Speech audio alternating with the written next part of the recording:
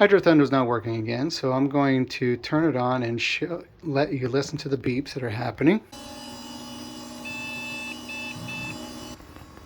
Okay, so 3 beeps, doot, doot, doot, which in the manual does say if there's 3 beeps, it's a video issue, video card issue. So I'm also getting this flashing here, which I'm not sure what that means.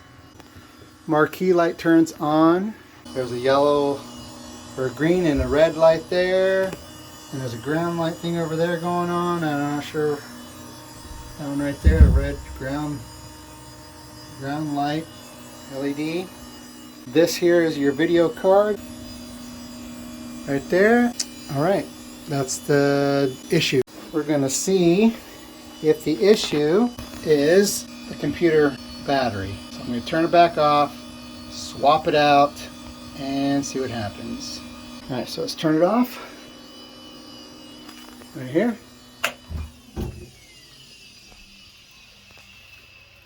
Let it sit for a bit. To swap out this, obviously, everyone probably knows how to swap these things out. We'll magically replace this Panasonic with another one. Ready? Ta-da! Switch that one out for another 2032. And we're going to turn it on and hope for the best. Here we go.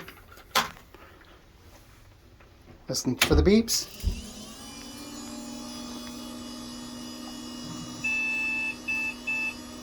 Same beeps, not the issue. So it's not the battery. So the next thing I think it could be, I'm gonna see if it's the BIOS.